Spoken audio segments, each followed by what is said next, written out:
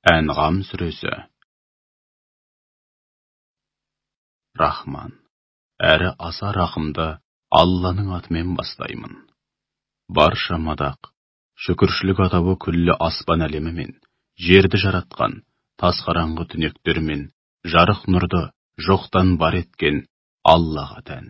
Соған қарамастан, көпірлік қылғандар, Раббыларына өзгелерді, яғни пұттарды, ай жұлдызды тіпті өздері секілді ет пен сүйектен жаралған кей адамдарды тең тұтады.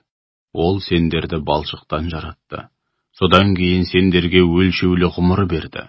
Сондай-ақ оның дәргейінде жалпы ғалам мен ондағы әрбір жаратылыстың, әр қауымның, әр пенденің һәм әр оқиғаның басы мен соңы бар екенін көрсететін әу бастан белгіленген, әсте өзгермейтін өлшеулі мерзім бар. Алайда сендер осынау ақиқатты көріп, біліп тұрып, Алланың құдіретіне және ақиретке шәк келтірудесіңдер. Ол күллі аспан әлемінде де, жерде де, құдіреті мен билігі шексіз, жалғыз Алла. Ол сендердің құпия сырларыңды да, жария істеріңді де, сондай-ақ жақсы жаман, адал арам, не тауып, не істеп, не қойып жүргендеріңнің бәрін жақсы біледі. Соған қарамастан, оларға Раббыларыңның аяттарынан қандай да бір аят, яғни уахи жолмен келсе болды, еш ойланбастан одан сырт айналады. Оларға ақиқаттың нақ өзі, Құран түрінде келгенде, оған да сенбестік танытты. Һәм ондағы ақиқаттарды, ескертулерді әрі ақиретке қатысты ғайыптан хабарларды мазаққа айналдырды. Әрине, уақыты келгенде олар нені мазаққа айналдырғанын әлі-ақ білетін болады. Олар өздерінен бұрын қаншама ұрпақтың, қаншама қауымның көзін жойғанымызды көріп ойланбай ма? Біз кезінде оларға жер бетінде мықты жағдай жасап, сендерге нәсіп етпеген мүмкіндіктерді нәсіп еттік. Көктен берекелі, мол жауын жаудырдық. Сондай-ақ, аяқтарының астынан өзендер ағыздық. Алайда, ақырында істеген күнәлары себепті, олардың көзін жойдық та, арттарынан басқа ұрпақ, басқа қауымдарды жараттық. Уа Мұхаммед, егер саған Құранды уахи арқылы түсірмей-ақ, бірден көктен қағазға жазылған дайын кітап етіп түсірсек, һәм олар соны көзбен көріп қана қоймай, қолмен ұстап көрсе де, бәрібір әлгі көпірлікте қасарысқандар, бұл нағыз сиқыр, одан басқа түкті еместер еді. Сондай-ақ олар оған пайғамбар екенін растайтын, әрі жәрдемші болатын бір періште де түсірілсе болмас пе еді десті. Егер оларға пайғамбарға қоса Лут қауымына түсірілгендей көктен періште түсірсек, онда әрине іс бітер еді. Яғни, ақиқатты көріп тұрып, иман келтірмегендіктен шаруалары бітер еді. Сөйтіп, өздеріне титтейде мұрсат берілместен, бастарына қиямет орнар еді. Егер ол пайғамбарды періште етіп, періште пайғамбар жіберер болсақ, онда солардың арасында өмір сүріп, оларға жолбасшы ретінде үлгі өнеге көрсетуі тиіс болғандықтан, оны да ер адам бейнесінде жіберер едік те, өздерінде ет пен сүйектен жаралған адам пайғамбар мәселесінде қалай күмәнға бой алдырса, періште пайғамбарға қатысты да дәл солай күмәнға бой алдыртар еді. Уа Мұхаммед, шүбәсіз өзіңнен бұрында қаншама пайғамбар өз қауымы тарапынан тәлкекке ұшырады. Алайда олар келекей етіп, мазаққа айналдырған хақ азап, түбінде өздеріне жан-жақтан құрсау салып, өздерінің түбіне жетті. Уа Мұхаммед, оларға жер бетін шарлап, пайғамбарларды һәм солар арқылы жеткен ақиқаттарды өтірік деп, жалғанға шығарғандардың ақыры не болғанын өз көздеріңмен көріңдер деп айт. Сондай-ақ оларға күллі аспан әлеміндегі мен жердегінің бәрі кімге тиесілі? Әлбетте, Аллаға тиесілі деп айт. Ол рахымдылық танытуды өзіне лайық қасиет һәм өзінің басты ұстанымы қылды. Сол себепті ол осынау шексіз рахымын толықтай паш ету үшін, шүбәсіз орнайтын қиямет күні барлығыңды бір жерге, яғни ғарасат майданына жинайды. Алла берген ақылды, һәм иман келтіріп, ақиқатқа жету үшін бойларына дарытқан көптеген қабілеттер мен нәзік сезімдерді зая етіп, өз-өздерін зиянға ұшыратқандар бар ғой, міне солар әсте иман келтірмейді. Түн мен күндізді паналаған барлық нәрсе бір Аллаға тиесілі. Ол Сәмиғ, бәрін естуші, һәм Алим, бәрін білетін шексіз ілім иесі. Уа Мұхаммед, оларға былай деп айт: сонда мен күллі аспан әлемі мен жердің жаратушысы, тіршілік иелерінің бәріне қорек беретін, өзі ешқандай қорекке мұқтаж болмаған Алладан өзгені қамқор дос тұтпақпын ба? Былай деп айт: шүбәсіз маған бір Аллаға иман келтіріп, жан тәнімен мойын сұнғандардың алды бол деп бұйырылды. Сондай-ақ маған мүшриктердің қатарына қосылушы болма деп бұйырылды. Сондай-ақ, егер Раббыма қарсы келіп асып болсам, алапат күннің азабынан қорқамын деп айт. Кімде-кім сол күні азаптан аулаға кетілсе, шүбәсіз Алла оған мейірімін төккені.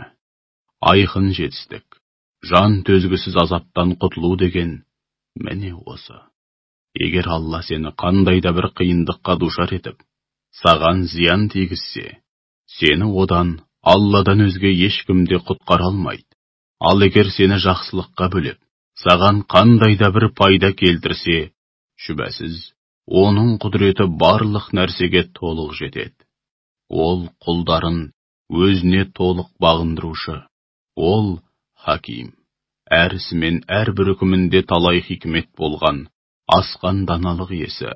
Хабир, барлық нәрседен толық хабардар болушы.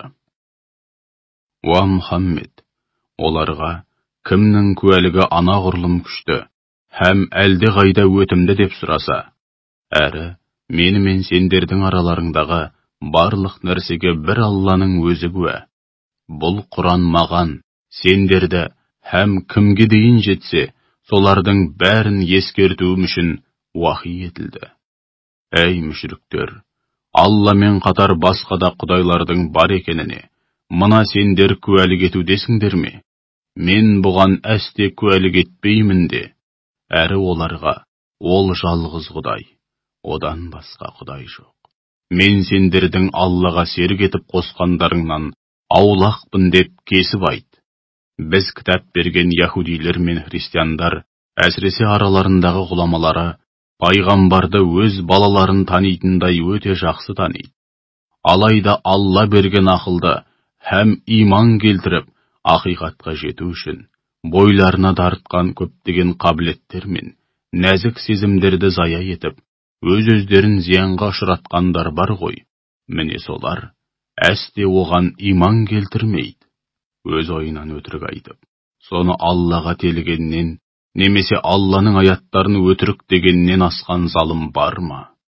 Шүбәсіз, ондай залымдар түбінде оңбайды әрі мақсат мұратына жетпейді. Күндердің күнінде олардың барлығын бір жерге, яғни махшарға, ғарасат майданына жинаймыз. Содан кейін Аллаға серік қосқандардан, қане, Аллаға серік әрі тең тұтқан құдайларын қайда деп сұраймыз. Сонда олардың бәлкім құтылып кетерміз деген дәмемен ойлап табатын жалғыз жауабы: Раббымыз Аллаға серт. Біз Аллаға серік қосқандардың қатарында болған емеспіз деу болады. Уа Расулым, олардың өз сөздерін өздері өтірікке шығарып, қалай ұялмай қызармай өтірік айтқанын көрдің бе? Дүниеде ойдан шығарған құдайлары да, яғни дүниеде құдайдай көріп, құлдық ұрған нәрселері де, оларды тастап көзден ғайып болды. Олардың арасында Құран оқығаныңда құлақтарының құрышын қандыру үшін сені тыңдайтындар да бар. Алайда біз пиғылдарына қарай жүректерін оны жете түсініп, ақиқатты көруіне кедергі келтіретін қат-қабат қаптамамен қаптап, құлақтарына да ақиқатты естіртпейтін ауырлық, яғни саңыраулық салып қойдық. Енді олар қандай да бір мұғжизаны, әрі ақиқаттың айқын дәлелін көрсе дағы, бәрібір иман келтірмейді. Тіпті қасыңа келгендерінде сенімен өздерінше сөз таластырады. Һәм күпірлікте қатты кеткендері өздеріне оқылған Құран аяттары жайлы. Бұлар бұрынғылардың ойдан шығарған аңыз әпсаналары, одан басқа түк демес дейді. Олар ел жұртты Құраннан алшақтатады, һәм өздері де одан іргелерін аулақ салады. Осылайша олар тек өз басын ғана қауіп қатерге тігуде, һәм соның парқына да бармауда. Ақырында олар тозақтың алдына келтірілгенде, әттең ай, дүниеге кері қайтарылсақ қой, онда Раббымыздың ақиқатты соқырға таяқ ұстатқандай етіп көрсететін аяттарына сенбестік танытпай, біз де оған кәміл сенетін мүмін болар едік деп аһ ұрғанын көрсең ғой. Жоқ, олай емес. Олар өздерінің баяғыдан бері жасырып келгендері, яғни аярлығы, арам пиғылдары һәм мүміндерге құрған тұзақтары әшкереленгені үшін солай деуде. Егер олар дүниеге кері қайтарылар болса, өздеріне тыйым салынған жат қылықтардан бәрібір қайтпас еді. Шүбәсіз олар барып тұрған өтірікші, кәззаптар. Олар біз үшін дүние тіршілігінен басқа тіршілік жоқ, өлгеннен кейін қайта тірілмейміз деп айтады. Олардың Раббыларыңның алдына келтіріліп, тікесінен тік тұрғызылғандағы сұрқын көрсең ғой, сонда Хақ Тағала оларға өлгеннен кейін қайта тірілетіндіктерің рас бекен дейді. Олар, иә, Раббымызға серт, рас екен деп айтады. Хақ Тағала ендеше өмір бойы күпірлік қылғандарың үшін өздеріңе лайық азапты тартыңдар деп бұйырады.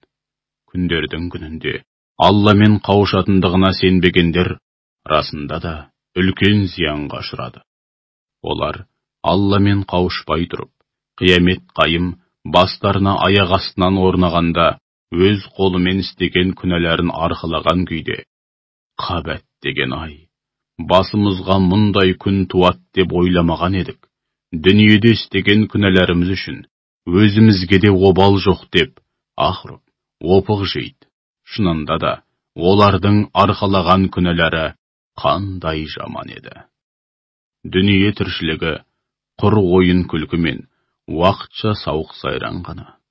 Ал Аллаға лайықты түрде тағзым етіп, оған қарсы келуден барынша сақтанатын тақуа жандар үшін ақирет тұрағы, яғни ақирет мекені әлде қайда қайырлы болмақ. Ендеше сәл де болса ақылға салып, ойланбайсыңдар ма?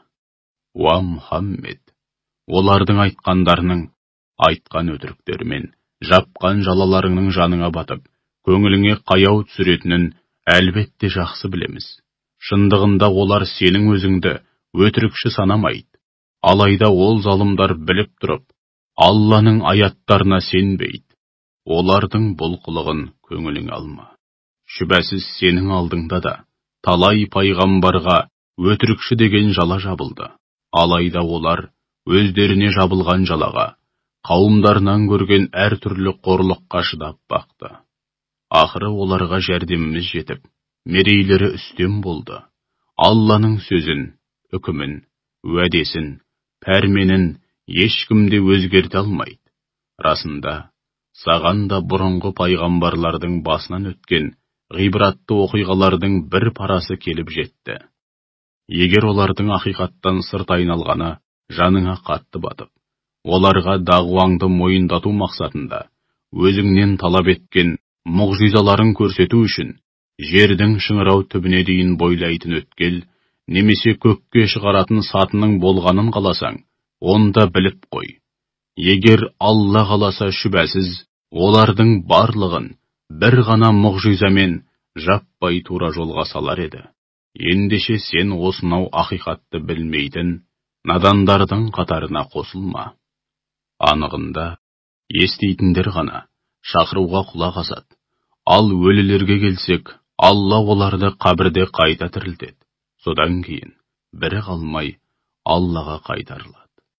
Кәпірлер, оған Раббысынан біз талап еткендей өзгеше мұғжиза түсірілсе қайтет дейді. Оларға, шүбәсіз, Алла қандай мұғжизаны болса да түсіруге құдіретті де, алайда олардың көбі мұғжизаның, пайғамбарлықтың, һәм ондағы хикметтің және мақсаттың не екенін білмейді. Алла елшісінен мұғжиза көрсетуін талап етіп жүргендер бір сәтке болса да жан-жақтарына зер салып қарамай ма екен? Жер басып жүрген жан-жануарлардың, қос қанатымен самғап ұшқан құстардың түр-түрі, өздерің сияқты қоғам болып топтасып тіршілік ететін, әр қайсысының өзіне тән өмір салты болған, өз алдына бірер үмбет болып табылады. Біз кітапта, яғни күллі жаратылыс атаулының тағдыры жазылған ләухіл махфузда еш нәрсені қалыс қалдырмадық. Титтейді ағаттыққа жол бермедік. Кейін сол тіршілік иелерінің барлығы өлгеннен кейін қайта тіріліп, Раббыларының дәргейіне жиналады. Ақиқатты тайға таңба басқандай етіп көрсететін мұншама дәлел мен уақи арқылы түсірген аяттарымызға сенбегендер, шынында тас түнекте қалған, ақиқатты естімейтін саңыраулар әрі мылқаулар. Алла қалағанын адастырады, қалағанын тура жолға салады. Уа Мұхаммед, оларға, қане айтыңдаршы, егер Алланың жазасына ұшырасаңдар, немесе бастарыңа қиямет қайым орнаса, Алладан өзгеге жалбарынасыңдар ма? Егер шыншыл болсаңдар, қане, осыған жауап беріңдер деп айт. Жоқ, басқаға емес, бір өзіне ғана жалбарынасыңдар. Ол қаласа, дұға етулеріңе себеп болған қиындықты жояды, һәм сол уақытқа дейін оған серік етіп қосқан өзге жалған құдайларыңды ұмытасыңдар. Ант етеміз, сенен бұрын да көптеген үмбеттерге пайғамбарлар жібердік. Алайда олар пайғамбарларға құлақ аспады. Сонда күнәларынан арылу үшін алдымызда бас иіп, жалынып жалбарынсын, сөйтіп қайтадан хақ жолға түссін деп, оларды жоқшылыққа, адам айтқысыз қиындықтарға душар қылып жазаладық. Олар ең болмаса, азабымызға душар болғанда жалынып жалбарынса ғой, бірақ олардың жүрегі тас болып қатып қалған, һәм шайтан оларға істеп жүрген күнәләрін безендіріп өздеріне сондай жағымды, сондай керемет іс етіп көрсетті. Өздеріне айтылған насихатты елемей, ескермей, ұмыт қалдырғандарында олар үшін барлық нәрсенің, бар ләззат пен нығметтің есігін айқара аштық. Өздеріне берілген ағыл-тегіл нығметке қуанып, соның қызығына батып жатқан шақта, оларды аяқ астынан бас салып, азапқа ұшыраттық. Сөйтіп, бір пәсте үміттері үзілді. Міне осылайша, өзіне де, өзгеге де қиянат жасаудан қайтпаған залым қауымның тұқымы тұздай құрыды. Күллі әлемнің Раббысы, Аллаға сансыз мадақ, һәм сансыз шүкір. Уа Мұхаммед, оларға қане айтыңдаршы, егер Алла сендерді есту, көру қабілетінен айырса, жүректеріңді де мөрлеп тастаса, оларды сендерге Алладан басқа қандай құдай қайтарып бере алады деп айт. Көрдің бе, аяттарды, иман ақиқатына қатысты дәлелдерді қалай әр қырынан һәм жан-жақты баяндаудамыз. Алайда олар сонда да теріс айналуда. Уа Мұхаммед, оларға қане айтыңдаршы, Алланың азабы бастарыңа аяқ астынан келсе де, ашықтан ашық келсе де, есіл-дерті қиянат жасау болған залым қауымнан басқасы құрыйды ма? Әлде өздеріңе де, өзгеге де қиянат жасаудан тыйылмайтын сендер құрыйсыңдар ма деп айт. Біз пайғамбарларды тек сүйіншілеуші һәм ескертуші ретінде ғана жібереміз. Ендеше кім-де-кім иман келтіріп, өз-өзін, яғни сөзі мен ісін түзесе, ондай жандар үшін әсіресе ақиретте ешқандай қорқыныш жоқ, һәм олар әсте жабықпайды. Ал ақиқатты көрсететін дәлелдеріміз бен уақи арқылы түсірілген аяттарымызды мойындамағандарға келсек, олар ашықтан ашық күнәға батып, азғындыққа салынғаны үшін азапқа душар болады. Уа Мұхаммед, оларға мен сендерге Алланың қазыналары менің қолымда демеймін, һәм ғайыпты білмеймін, немесе мен періштемін деп те айтпаймын. Маған уахи жолымен не келсе, соны ғана басшылыққа аламын де. Сондай-ақ оларға көрсоқыр мен көретін адам тең бе, өздерің сәл де болса ойланбайсыңдар ма деп айт. Раббыларыңның дәргейіне жиналып, жауапқа тартылудан қорқатындарға Құран мен ескерту жаса. Раббыларының алдына барғанда, оларға Алладан басқа қол ұшын беретін бірде-бір жанашыр доста, арашалап алар шапағатшы да болмайды. Бәлкім олар сонда Аллаға серік қосудан һәм қарсы келуден тиісінше сақтанар. Раббыларының жамалы мен разылығына бөленуді ғана тілеп, ертеліге жалбарынып дұға ететін, яғни қарапайым, ғарып мүміндерді мүшріктер айтты екен деп қасыңнан қума. Олар өз істеріне өздері жауап береді. Сен олар үшін жауапқа тартылмайсың, олар да сен үшін жауапқа тартылмайды. Ендеше оларды қасыңнан қума, әйтпесе залымдардың қатарына қосыласың. Біз осылайша адамдарды бір-бірімен сынаймыз, яғни мансап, шен-шек пен нәсіл, ата-тек пен байлықты артық көргендер қоғамдағы қарапайым мүміндер жайлы Алла тағаланың арамыздан басқа ешкімді таппағандай жарылқап, жақсылығына бөлегені солар болды ма деп айтады. Дегенмен Алла бүкіл нығметтердің бір Алладан келетінін біліп, өзіне лайықты түрде шүкіршілік ететін һәм нығметіне бөленуге лайықты құлдарын бәрінен жақсы біледі емес пе? Аяттарымызға иман келтіргендер алдыңа келген кезде, сәләмун алейкум, сендерге бейбітшілік, есендік тілеймін деп айт. Раббыларың рахымдылық танытуды өзіне лайық қасиет һәм өзінің басты ұстанымы қылды. Араларыңнан кім-де-кім білместікпен қандай да бір жамандық істеп, кейін сол ісіне өкініп тәубеге келсе һәм түзелсе, шүбәсіз ол ғафур, өте кешірімді, рахим, ерекше мейірімді. Күнәдан көз ашпайтын азғындардың жолы, жат қылықтары мен күпірліктері толық айқындалсын деп, ақиқатта һәм оның бұлтартпас дәлелдерін міне осылай жан-жақты баяндаймыз. Уа Мұхаммед, оларға шүбәсіз маған сендердің Алладан басқа тәңір тұтып, жалбарынып жүрген құдайларыңа табынуға үзілді-кесілді тыйым салынды деп айт. Сондай-ақ, мен сендердің әуейліктеріңе еріп, айтқандарыңмен жүрмеймін, өйткені айтқандарыңа көніп, айдауларыңа жүретін болсам, сөзсіз адасамын, әрі тура жолдағылар қатарынан шығып қаламын деп айт. Оларға шүбәсіз мен Раббымнан келген анық дәлелге сүйенемін, ал сендер болсаңдар, соны жалған дедіңдер. Сендерді бәлкім райларыңнан қайтар деп, азаппен қорқытсам, қорқудың орнына, егер ондай азап бар болса, тезірек келсін, пешенемізге жазылған сол болса, көріп алайық дейсіңдер. Алайда сендер, тезірек келсін деп асықтырған азап, менің қолымда емес.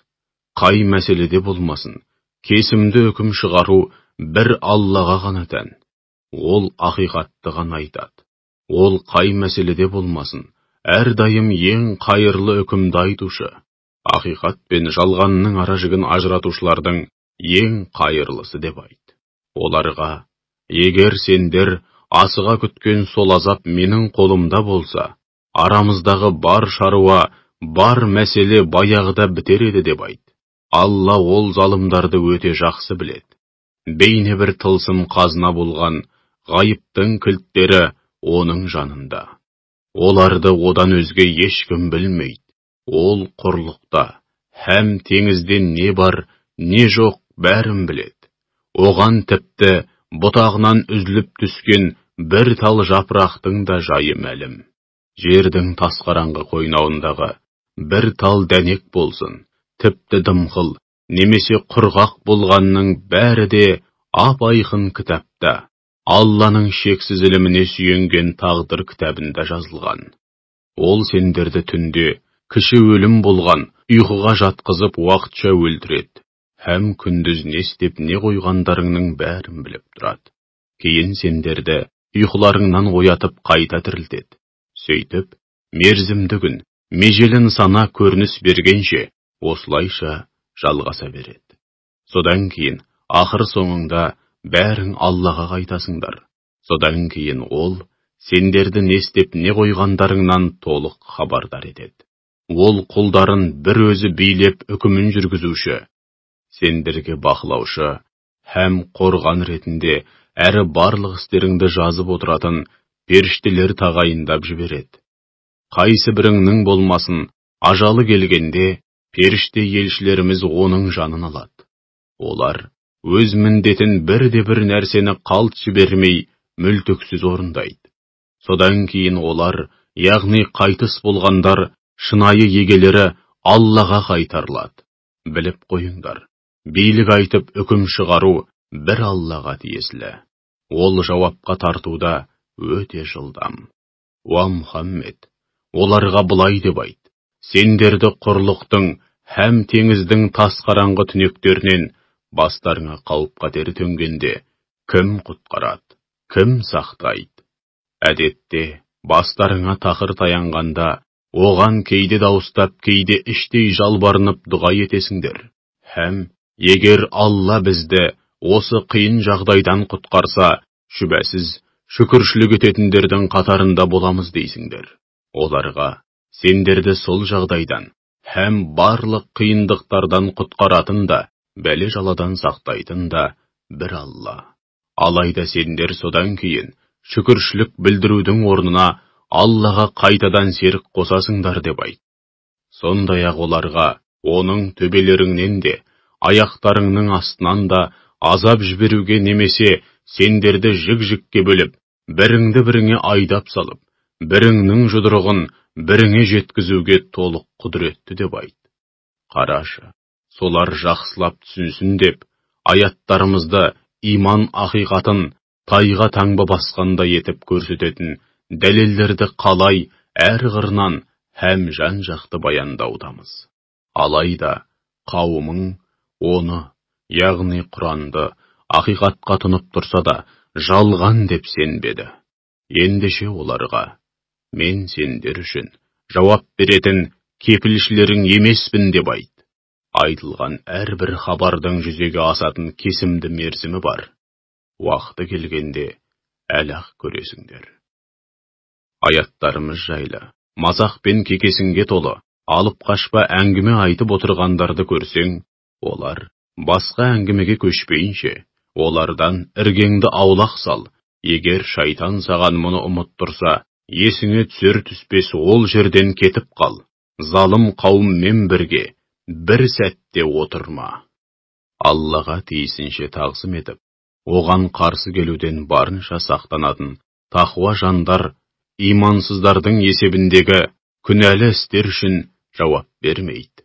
Алайда олардың міндеті, бәлкім, Алланың ақиреттегі адам айтқысыз азабынан қорқып, тәубесіне келер деп, имансыздарға насихат айтуы. Уа Мұхаммед, өз дінін ойыншық көріп, ойын күлкіге айналдырып, дүниедегі қу тіршілікке алданғандармен әуре болма. Сен тек, ешкім Аллаға серік қосусында кешірілмес күнәға батып, құрдымға кетпес үшін Құран мен уағыз насихат айт. Әрбір жан өзінің Алладан басқа, бірде-бір жанашыр досы да, арашалап алар, қамқоршысы да жоқ екенін білсін. Ақиретте күнәһар адам азаптан құтылу үшін күнәсінің өтеуі ретінде қанша жерден пидия берсе де, одан қабыл алынбайды. Істеген күнәләрінің кесірінен жақсылық атаулының бәрінен махрұм қалып, құрдымға кеткендер, міне солар. Көпірлікте табандаған үшін, олардың сыбағасы өзектерін өртейтін қайнақ, сусын мен жан төзгісіз азап болмақ. Оларға, сонда біз Алланы былай қалдырып, бізге пайда да, зиян да келтіре алмайтын пұттарға немесе басқа да қауқарсыз жаратылыстарға құлдық ұрып, жалынып жалбарынамыз ба? Алла бізді тура жолға салғаннан кейін, кел бізге қосыл деп тура жолға шақыратын, жанашыр достары тұрғанда, шайтандардың арбауымен азғыруына түсіп, жер бетінде дал болып адасып жүрген ақмақ сияқты кері кетіп, Аллаға серік қосайық па деп айт. Сондай-ақ, шүбәсіз Алла көрсеткен жол, нағыз тура жол. Біз әлемдердің Раббысына, жан тәнімізбен мойын сұнуға бұйырылдық деп айт. Сонымен қатар, бізге намазды кемеліне жеткізіп, үзбей, әрі уақытлы оқыңдар, және Аллаға қарсы келуден сақтанып, тақуалық аясында өмір сүріңдер деп те бұйырылды. Ол сондай Алла, барлығың, өлгеннен кейін қайта тіріліп, оның дәргейіне жиналасыңдар. Ол сондай құдіреті шексіз Алла, күллі аспан әлемі мен жерді ақиқат һәм хикмет негізінде жаратты. Ол бол дегенде, не нәрсе болса да, бірден бола қалады. Оның бол деген пәрмені сияқты әрбір сөзі де ақиқат. Сур үрленетін күні де, күллі болмыс, һәм бар билік бір өзінің қолында болады. Ол ғайыпты да, жарияны да, яғни сезім мүшелермен сезіп білу мүмкін болмаған тылсым әлемді де, сезім мүшелермен сезілетін жария әлемді де толық біледі. Ол әр ісі мен әрбір үкімінде талай ғибрат болған, асқан даналық иесі, барлық нәрседен толық хабардар болушы. Кезінде Ибрахим әкесі Әзарға, сонда сен пұттарды құдай тұтасың ба? Шынында, мен сенің де, қауымыңның да анық адасуда екеніңді көріп тұрмын деп айтты. Міне осылайша Ибрахимге Аллаға серік қосуды өте жаман іс етіп көрсеткеніміздей, иманда кемелдікке жету үшін күллі аспан әлемі мен жердегі ұлы ақиқатты, яғни 7 қат аспан мен жерді һәм екеуінің ішіндегі бар жаратылысты қалай уысымызда ұстап, билеп тұрғанымызды һәм онда қандай мінсіз жүйе қалыптастырғанымызды көрсеттік. Түн болғанда Ибрахим көп жұлдыздың ішінен ерекше бір жұлдызды көріп, міне, айтқандарыңа қарағанда, шамасы менің Раббым осы деді. Алайда жұлдыз сөніп, көзден ғайып болғанда, ол мен сөніп, ғайып болатындарды ұнатпаймын деп айтты. Басқа бір түні толған айды көргенде, міне, айтқандарыңа қарағанда, менің Раббым осы болар деді. Ол да сөніп, көзден ғайып болғанда, егер мені Раббымның өзі тура жолға салмаса, шүбәсіз, адасқандардың бірі болар едім деп айтты. Басқа бір күні, шығып келе жатқан күнді көріп, бірден, айтқандарыңа қарағанда, менің Раббым осы шығар, бұл бәрінен де зор екен деді.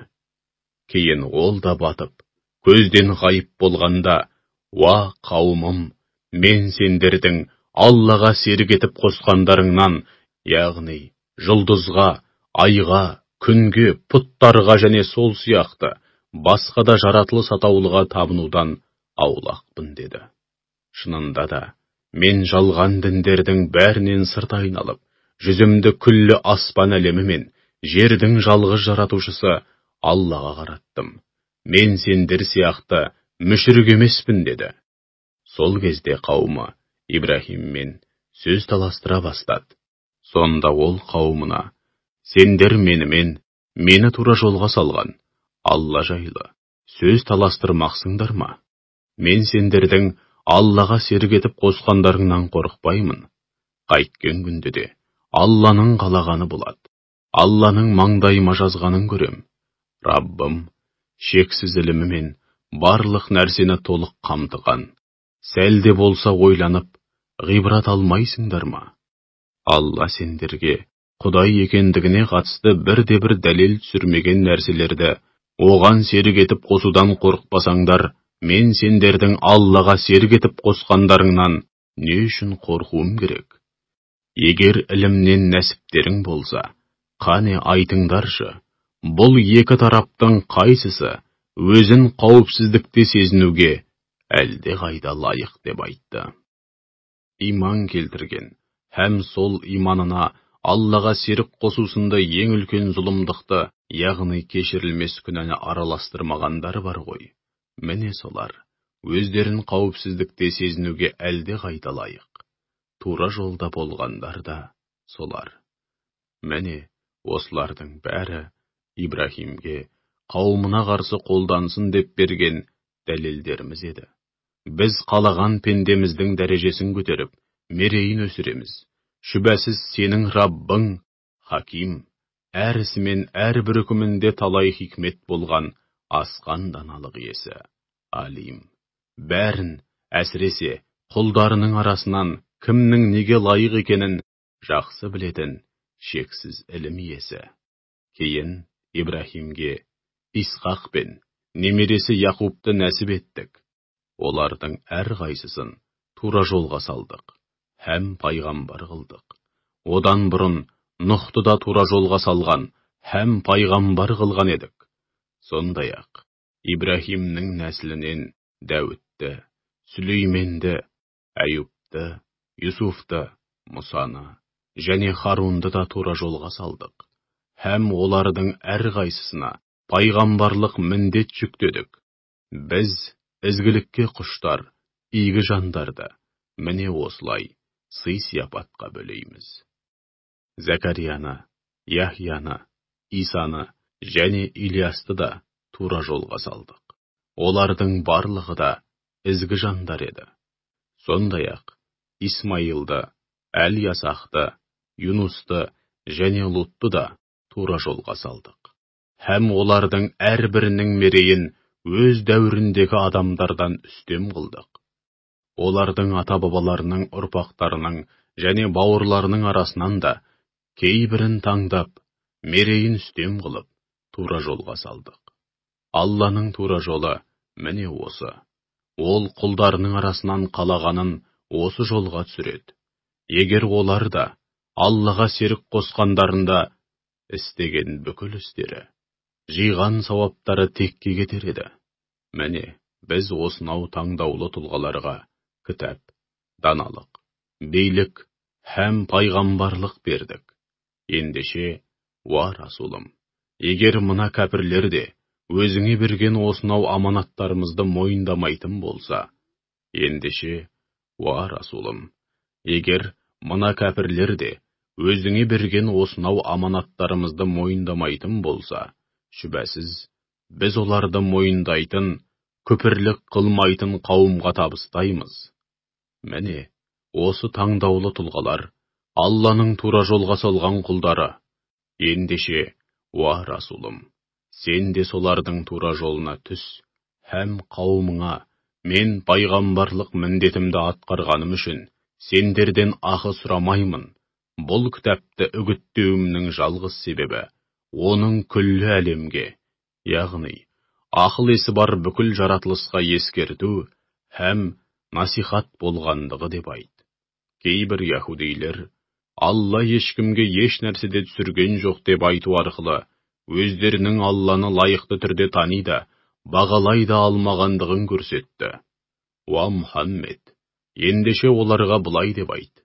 Олай болса, Мұсаның адамдар үшін нұр және тура жолға бастайтын жолбасшы ретінде әкелгенін, алайда сендердің жеке-жеке парақтарға көшіріп алып, бір бөлігін көрсетіп, басым бөлігін жасырып қойған, һәм сендерге өздерің де, ата-бабаларың да білмейтін нәрселерді үйреткен кітапты кім түсірді?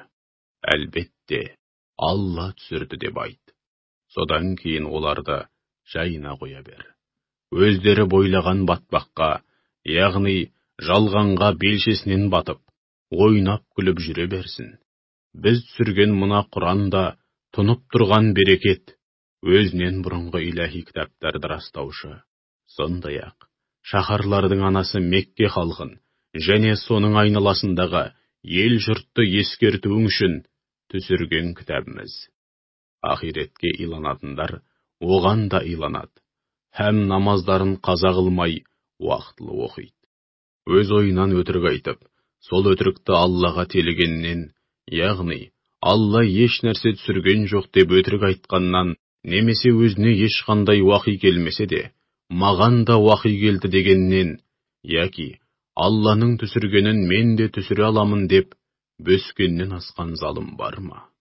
Уа Мұхаммед, залымдар өлім аузында жанталасып жатқанда, өлім періштелері олардың жағасына қол салып, шығарыңдар жандарыңды, Алла жайлы жалған сөз айтқандарың, оның аяттарына иман келтіруді ар көріп, тәкаппарланғандарың үшін, бүгін өздеріңді қор қылатын азапқа душар болып, сазайларыңды тартасыңдар дегенде, олардың сұрқын көрсең ғой. Қиямет күні, Хақ Тағала, міне, сендерді әу баста қалай жаратқан болсақ, бүгін де алдымызға дәл солай жалаңаш күйде, өздеріңе бергеніміздің бәрін арттарыңа тастап жалғыз келдіңдер. Дүниеде жүргендеріңде Аллаға серік етіп қосқан және айтқандарыңа қарағанда, оған жақындататын, өздеріңе араша түсетін пұттарың қане? Көрінбейді ғой. Міне көрдіңдер ме? Араларыңдағы байланыс, бірінен соң бірі үзіліп, бізге араша түсет деп сенгендерің, сендерді тәрк етіп, көзден ғайып болды деп айтады. Шүбәсіз, топыраққа түскен тұқымды да, дәнді де жарып, оларды бір жағынан топырақта шірітсе, бір жағынан оларға жаңаша тіршілік сыйлау арқылы, бүкіл өсімдіктерді жарататын бір Алла. Ол өліден тіріні шығарады, һәм тіріден өліні шығарушы. Міне, шын Құдай, Алла осы. Ендеше, осынау ақиқаттар мен мұндалап тұрғанда, олардан қалай ғана сырт айналып, сағым қуып, сан қилы теріс жолдарға түсіп кете барудасыңдар. Қараңғы түнді жарып, таңды атыратын да бір Алла. Сондай-ақ түнді бел жазып, тынығуларың үшін күн мен айды, уақытты есептеулерің үшін жаратты. Міне, бұл бәрінен үстем, ұлы, һәм бәрін білетін шексіз ілім иесі. Алланың жазғаны, орнатқан заңы. Ол жұлдыздарды сендердің игіліктеріңе, құрлық пен теңіздің қараңғылығында жол тауып адаспай жүрулерің үшін жаратқан Алла. Біз расында да, білімділер мен білгісі келетіндер үшін ақиқаттың дәлелдерін осылайша егжей-тегжейлі келтірдік, һәм аяттарымызды да дәл солай тарқатып баяндаймыз. Сондай-ақ ол сендерді бір жаннан, яғни бір кісіден жаратқан Алла. Содан кейін сендер үшін тұрақтайтын жер, яғни ана құрсағы, немесе жер беті, әрі аманат ретінде уақытша тұратын жер, яғни әкенің белі, немесе қабір бар. Біз расында да ақиқатты терең һәм кеңінен түсінгісі келетін қауым үшін айқын дәлелдерімізді осылайша егжей-тегжейлі келтірдік, һәм аяттарымызды да дәл солай тарқатып баяндадық. Ол Алла көктен су түсіреді. Кейін сол сумен әр алуан өсімдікті шығарамыз. Сол өсімдіктен алдымен жас өркен өсіріп шығарамыз. Содан кейін егінге бас алдырып, жанына қарай, һәм бірінің үстіне бірі қатарласқан дәндерден масақ шығарамыз. Құрма ағашының бүршігінен салбырап өскен шоқ-шоқ құрмалар, сондай-ақ бір жағынан бір-біріне ұқсайтын, екінші жағынан мүлдем ұқсамайтын, бір топырақтан һәм бірдей минералдармен қоректенгеніне қарамастан, түрі, түсі, иісі және дәмі жағынан әр алуан, жүзім, зәйтүн, анар, бау-бақшаларын өсіреміз. Бұлардың әр қайсысының жемісіне жаңа өніп өскенде, яғни шикі кезінде, һәм толықсып піскенде зер салып қарашы. Әрине, мұның бәрінде иман келтірген қауым үшін айқын дәлелдер, анық белгілер бар. Соған қарамастан, мүшіріктер жындарды Аллаға серік етіп қосты. Анығында оларды да Алла жаратты. Һәм мұнымен қоймай, олардың бір қатары надандықпен оның ұлғызы бар дегенді шығарды. Алла мүшриктердің өзіне теліп жүрген сипаттарынан ада һәм ұлы. Ол күллі аспан әлемі мен жерді жоқтан жаратқан Алла. Оның жұбайы болмаса, баласы қайдан болсын? Ол жаратылыс атаулыны бір өзі жаратты. Ол барлық нәрсені лайықты түрде білетін шексіз ілім иесі. Міне, Раббыларың болған Алла осы. Одан басқа құдай жоқ. Ол барлық нәрсенің жалғыз жаратушысы. Ендеше, бір өзіне құлшылық етіңдер. Ол бәрін ретке келтіруші, барлық нәрсенің тізгінін ұстаған ұлы жаратушы. Көздердің оны көруге шамасы жетпейді. Бірақ ол барлық көздерді көріп, шексіз ілімі мен олардың барлық жай күйін біліп тұрады. Ол латиф. Ешкім көре де, сезе де алмайтын нәрселерді көріп, сезе алушы. Шексіз ілімі мен жүрек түкпірінде жатқан ең құпия сырлардың бәрін білуші һәм өте қайырымды. Хабир, бәрінен толық хабардар. Расында сендерге Раббыларыңнан ақиқатты көре алуларың үшін ап-айқын нұрлы сезімдер, жүрек көзі келді. Ендеше кім жүрек көзін ашып, маңдайындағы көзін де соған бағындыратын болса, өз пайдасына, ал кімнің көкірегі көрсоқыр болса, өз зиянына. Уа Мұхаммед, оларға мен сендердің төбелеріңнен төніп, әрдайым бақылап тұратын қорушыларың емеспін де. Міне, осылайша Құран аяттарында айқын көрініс тапқан ақиқаттың дәлелдерін әр қырынан һәм егжей-тегжейлі баяндаймыз. Нәтижесінде кәпірлер, сен бұларды біреуден оқып, үйреніп алып бізге айтып берудесің деп айтады. Алайда біз, білімділер мен білгісі келетін қауым үшін, Құран арқылы бар ақиқатты тарқатып, ашық баяндауды қалаймыз. Ендеше өзіңе Раббыңнан не уахи етілсе, соны басшылыққа ал. Одан басқа құдай жоқ. Мүшриктерден сырт айнал. Яғни олар не айтса айта берсін, көңілің алма, оларға аса мән берме. Егер Алла қаласа, олар оған еш нәрсені серік етіп қоспайтын еді. Олай болса, Аллаға серік қосты екен деп, олар үшін қайғырма. Біз сені оларға төбелерінен төніп, әрдайым бақылап тұратын қорушы етіп қойған жоқпыз, һәм олар үшін жауап беретін кепілшілері де емессің. Олардың Алладан басқа тәңір тұтып, жалынып жалбарынатын құдайларына тіл тигізбеңдер. Әйтпесе олар да надандықпен һәм өшпенділікпен Аллаға тіл тигізіп, шектен шығады. Міне, осылайша әр үмбетке, әр қауымға өз ісін безендіріп, сондай керемет етіп көрсетеміз. Алайда, түбінде барлығы да Раббыларына, Аллаға қайтады. Сол кезде Раббылары дүниеде не істеп, не қойғандарын өздеріне түгелдей айтып береді, һәм сол үшін бәрін жауапқа тартады. Мүшриктер өздері талап еткендей, өзгеше бір мұғжиза көрсетілетін болса, оған кәміл сенетіндігін айтып, жатып кеп Алланың атымен ант су ішті. Оларға мұғжизалар бір Алланың ғана қолында деп айт. Уа мүміндер, оларға қалаған мұғжизалары көрсетілсе де, бәрібір иман етпейтіндігін білмейсіңдер ме?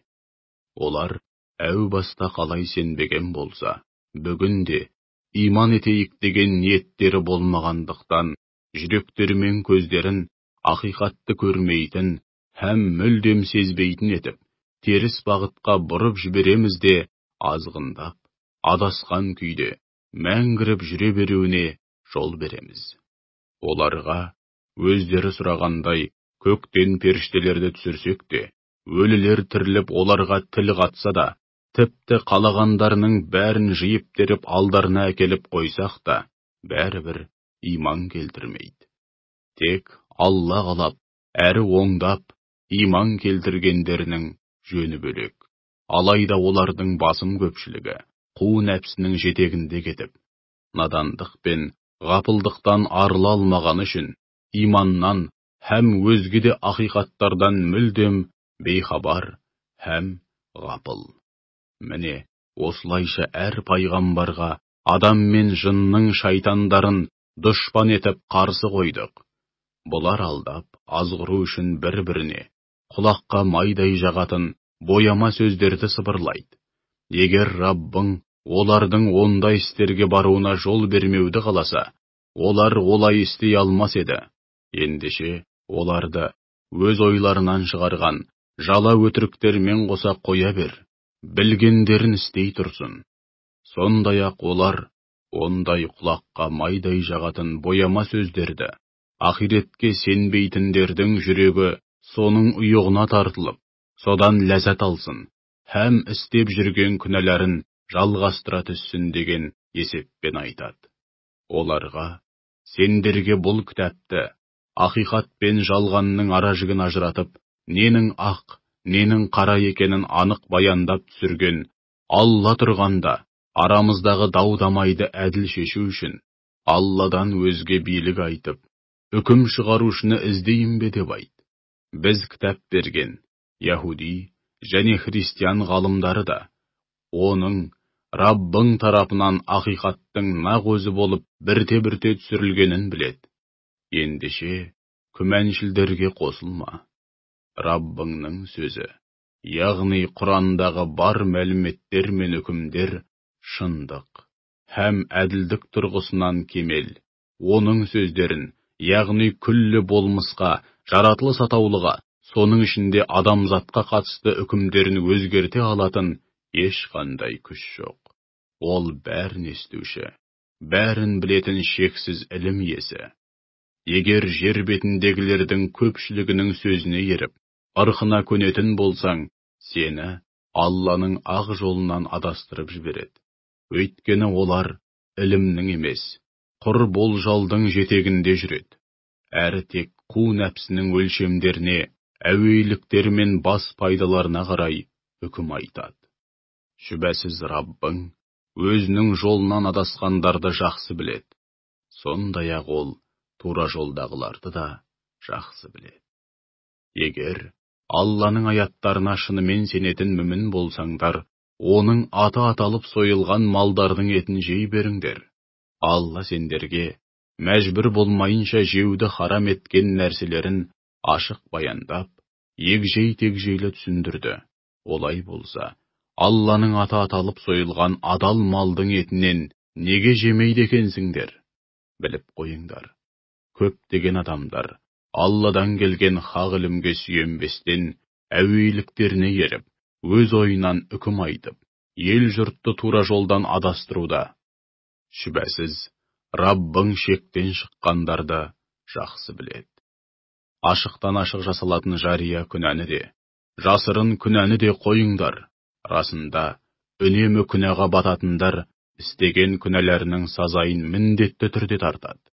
Сондай-ақ, Алланың аты аталмай сойылған малдың етінен жемеңдер.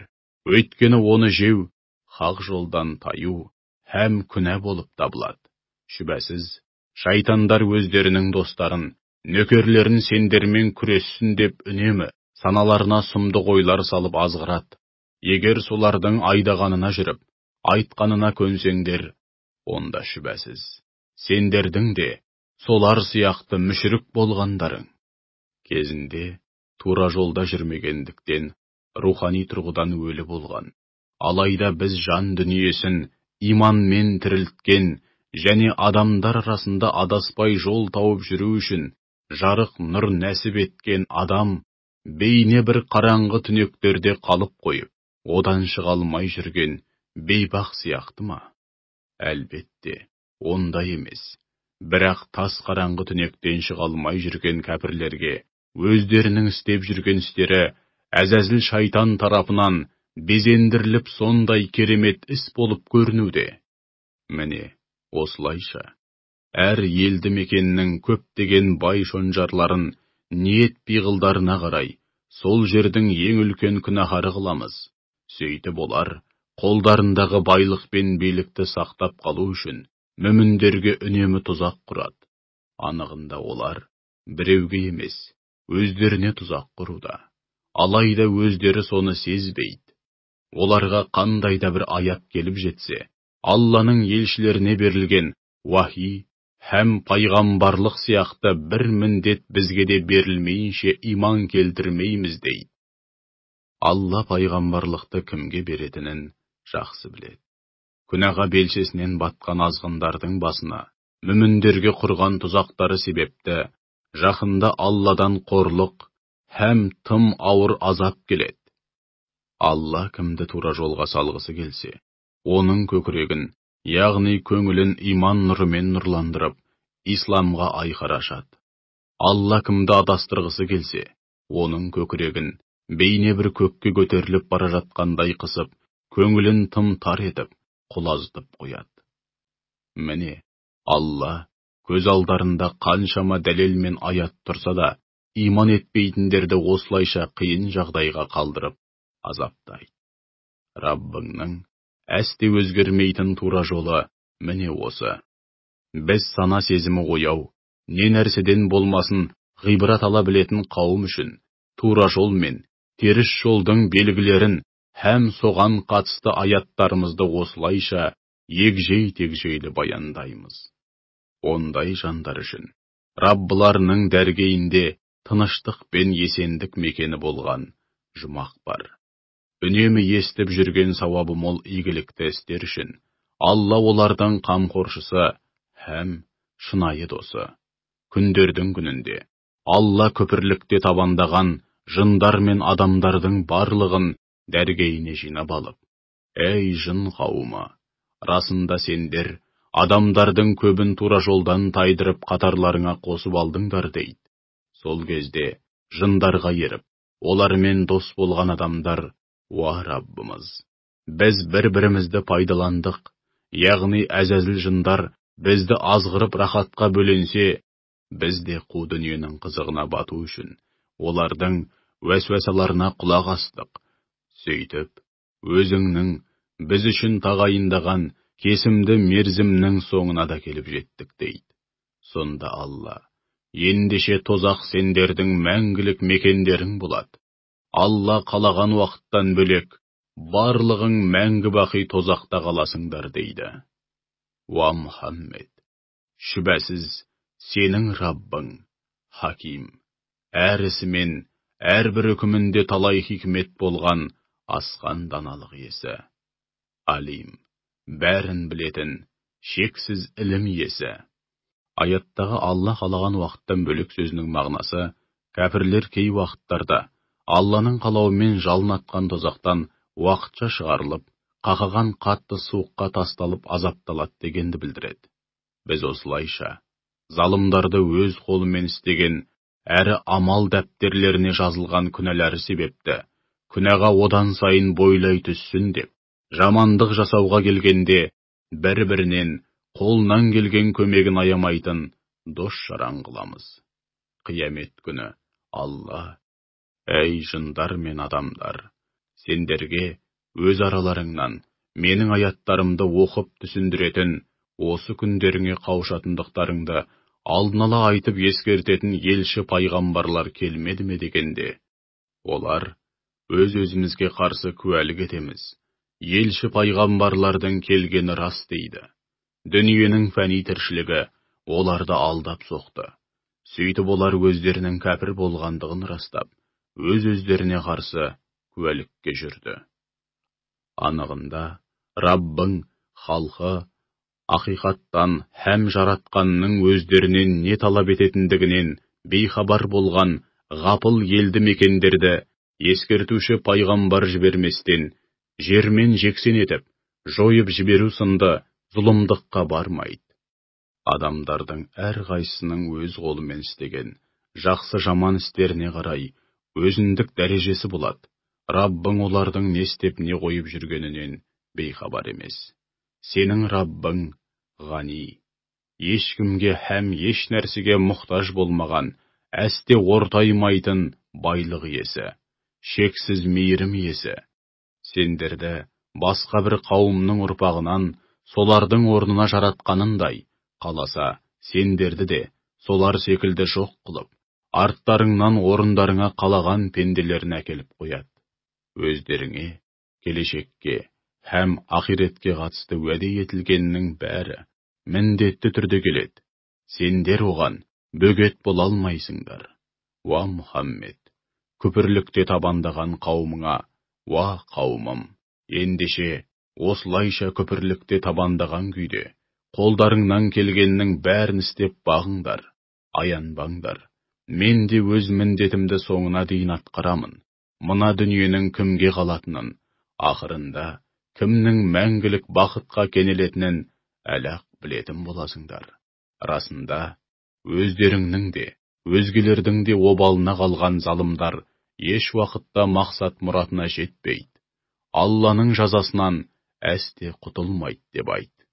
Олар, Алла жаратқан егістік пен малдардан Аллаға бір бөлек, және өздерінің пұттарына бір бөлек үлес атап, мынау Аллаға тиесілі, ал мынау болса, Алламен қатар тәңір тұтқан өзге құдайларымызға тиесілі дейді. Алайда олар, өзге құдайларына арнағандарын соларға жұмсайды да, Аллаға атағандарын Алла үшін жұмсамай, өзге құдайларының жолына жұмсайды. Олардың шығарған үкімдері қандай жаман еді.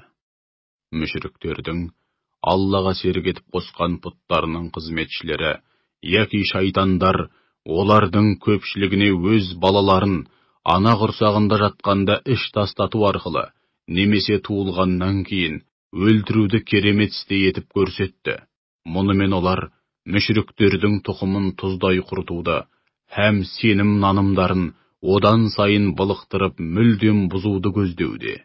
Егер Алланың қалауы басқаша болғанда, яғни адам баласына ерік бермей, айдағанына жүріп, айтқанына көндіретін етіп қойғанда, олар олай істей алмас еді. Ендеше оларды өз ойларынан шығарған жала өтіріктермен қоса қоя бер, білгендерін істей тұрсын. Сондай-ақ олар өздерінше, мына жануарлар мен егін өнімдерін пайдалануға тыйым салынады. Одан тек біз қалаған жандар ғана жей алады дейді. Сонымен қатар, Алланың үкімі солай деп, Аллаға жала жауып, кейбір жануарларға мінуді харам етсе, енді біреулерін Алланың атын атамай бауыздап жатады. Ендеше, жала жапқандары үшін Алла олардың сазайын береді. Сонымен қатар, олар малдың бір бөлігін бөліп қойып, мына малдардың құрсағындағы төлдері тірі туған жағдайда, тек еркек кіндіктілерімізге ғана адал, әйелдерімізге харам, ал егер өлі туса, немесе туғаннан кейін өліп қалса, онда оған еркек, әйел, бәріміз ортақ боламыз дейді. Алла олардың мұндай орынсыз сөздер мен үкімдерінің жазасын береді. Шүбәсіз, Алла, Хаким, әрісімен әрбір үкімінде талай хикмет болған асқан даналық иесі. Алим, бәрін білетін, шексіз ілім иесі. Ақмақтық қылып, һәм надандықпен өз балаларын өлтіргендер, сондай-ақ, Алланың өздеріне берген адал ризығын, бұл Алланың үкімі деп, Аллаға жала жабу арқылы харам қылғандар, шүбәсіз, зиянға ұшырады. Олар сөзсіз, тура жолдан адасты, һәм мына түрлермен тура жолға түсуі, әрі екі дүниеде де мақсат мұратына жетуі мүмкін емес. Ол сондай, Алла. Сабағы шырмалма, яғни бір нәрсеге асылған, және жерге сұлатпа жүзім бақшаларын, құрмаларды, дәндері әр алуан егіндерді, һәм кейбір қасиеттері жағынан, бір-біріне ұқсағанымен, бір-бірінен өзгеше зәйтүн мен анар жемістерін жаратты. Жемістері піскен кезде, олардан жеңдер, жемісін жиған күні садақасын, яғни ондағы пақыр міскіндердің ақсын беріңдер. Алған өнімдеріңді орынсыз жұмсап, бей-берекет шашып, немесе дұрыстап сақтамай ысырап қылмаңдар. Өйткені, Алла ысырапқорларды еш ұнатпайды. Сондай-ақ ол, жүк таситыны бар, ет, сүт, және жүн беретіні бар, Ірлі ұсақты 4 түлік малды жаратты. Алланың өздеріңе берген адал ризығынан жеңдір, және шайтанның соңынан ермеңдір. Өйткені ол сендерге ашық дұшпан. Жұп-жұпмен 8 бас мал, қойдан 2, және ешкіден 2. Ендеше оларға Алла бұлардың 2 еркегін, яғни қошқар мен текені харам қылды ма? Әлде 2 ұрғашысын, яғни қой мен ешкіні харам қылды ма?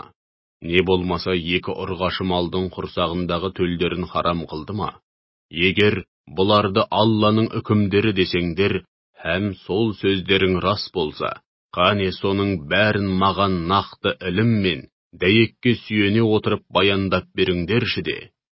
Сондай-ақ түйеден 2 және сиырдан 2 жаратты. Оларға Алла бұлардың 2 еркегін, яғни бура мен бұқаны харам қылды ма? Жоқ әлде 2 ұрғашысын, яғни інген мен қашырды харам қылды ма?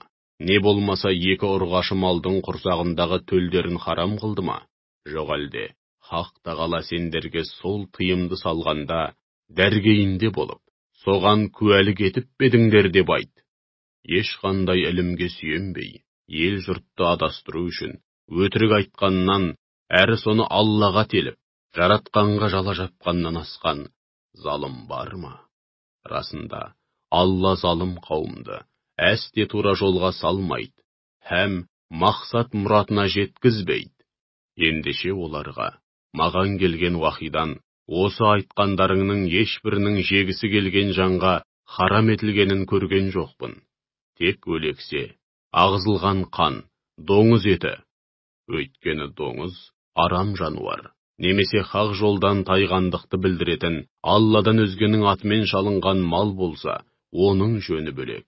Алайда, кім-де-кім басына аштан өлу қаупі төніп, бұлардан жеуге мәжбүр болған жағдайда, мұқтаждық шегінен, яғни жүрек жалғайтындай ғана мөлшерден асырмау, һәм біреудің ақысына қол сұқпау шартымен жесе болады. Шүбәсіз, Раббың өте кешірімді, ерекше мейірімді деп айт.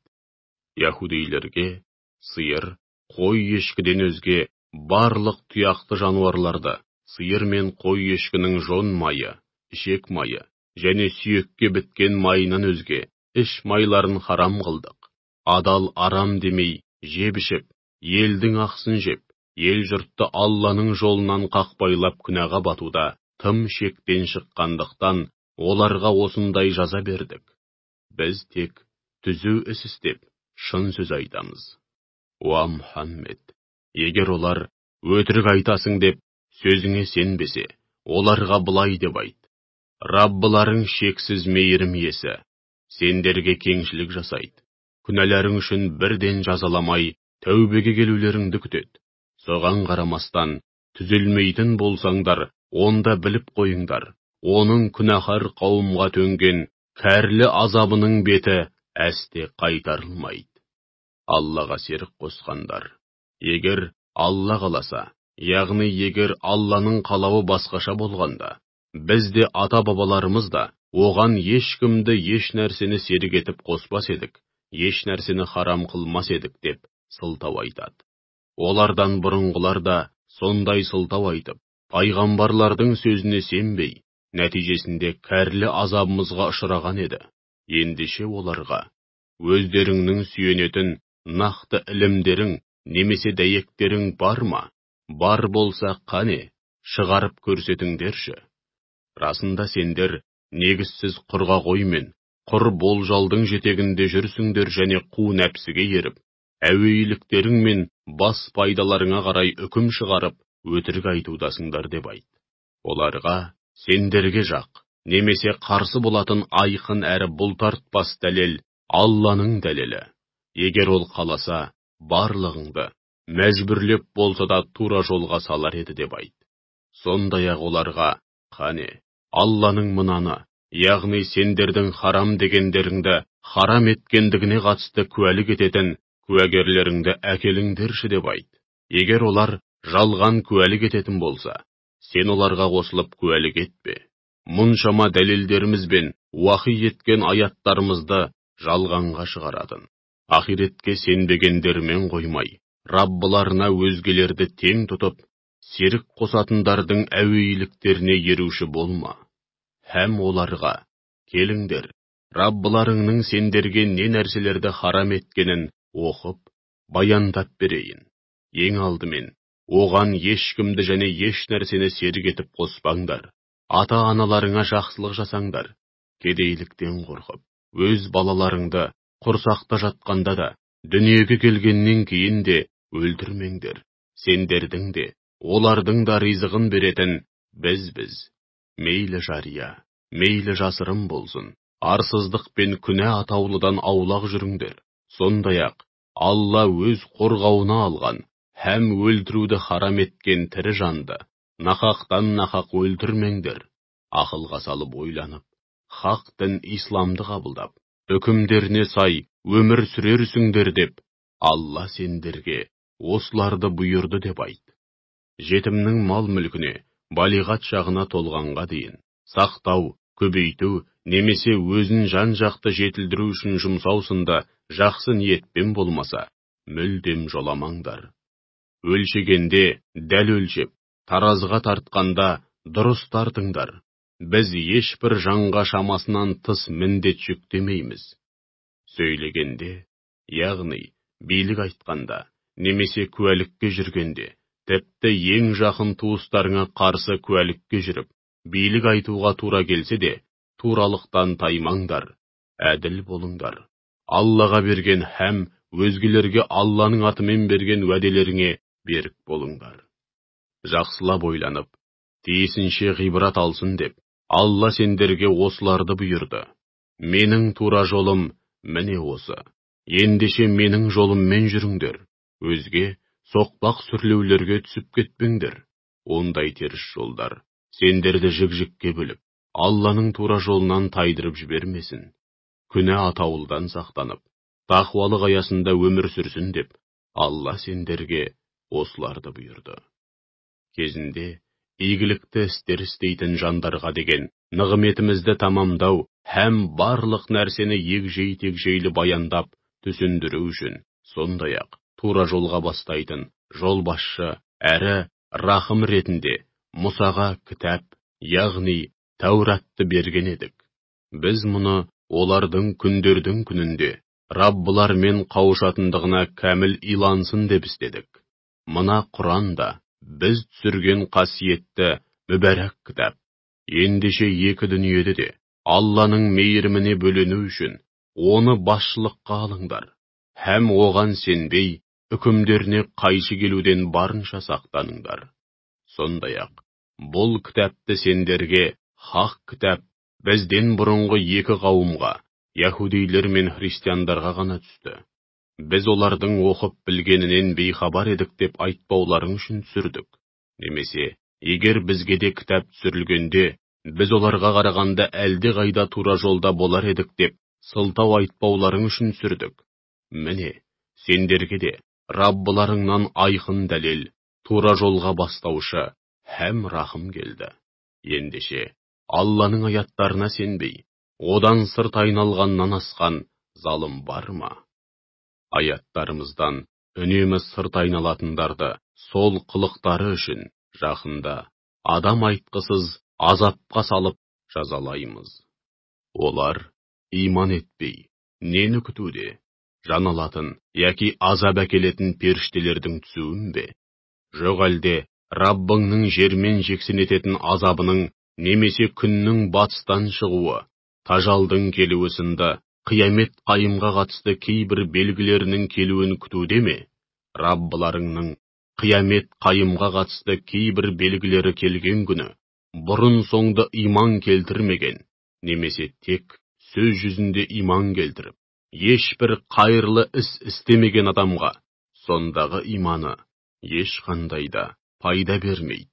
Ендеше ондайларға істеріңнің қарымын күте беріңдер, біз де күтудеміз деп айт. Діндерін тарам-тарам қылып, саналуан топтарға, әрқилы ағымдарға бөленгендерге сенің ешбір қатысың жоқ. Олардың ісі Алламен болады. Күндердің күнінде Алла олардың не істеп, не қойғанын өздеріне жіпке тізіп тұрып айтып береді де, бәрін жауапқа тартады. Кім Алланың алдына бір ғана жақсылықпен келсе, оған сол жақсылығы үшін 10 есе сауап жазылады. Ал кім бір жамандықпен келсе, ол тек сол күнәсінің ғана жазасын тартады. Олардың ешбіріне титтей де әділетсіздік жасалмайды. Уа Мұхаммед, оларға, шүбәсіз, Раббым мені тура жолға, Ибрахимнің бір Алланы ғана мойындайтын, жалған сенім атаулыдан ада болған хақ дініне салды. Ол әсте мүшріктердің қатарында болған емес деп айт. Сондай-ақ оларға, менің намазым да, өзге құлшылықтарым да, тіршілігім де, өлімім де, әлемдердің, күллі жаратылыстың Раббысы бір Аллаға арналады. Оның теңі, серігі жоқ. Маған берілген пәрмен міне осы. Мен бір Аллаға мойын сұнған, мұсылмандардың ең алғашқысымын деп айт. Оларға, ол барлық нәрсенің жалғыз Раббысы болса, Алладан басқа Раббы іздеймін бе? Әрбір жанның істеген күнәсі өзіне. Біреудің күнәсін басқа біреу арқаламайды. Түбінде барлығыңда Раббыларыңа қайтасыңдар. Сонда ол сендерге өзара келісе алмай, таласып тартысқан мәселелеріңнің ақ қарасын ажыратып, бәрін айтып береді деп айт. Ол сендерді жер бетінің, оны көркейтетін, онда Алланың үкімі, орнатқан заңы бойынша өмір сүріп, ондағы өзге жаратылыстарды меңгеретін халифалары қылды. Және сендерді берген нығметтері арқылы сынау үшін байлық, мансап, күш-қуат, ақыл-ой тұрғысынан біріңді-біріңнен түрлі дәрежеде үстем етті. Шүбәсіз, Раббың уақыты келгенде өте жылдам жазалаушы.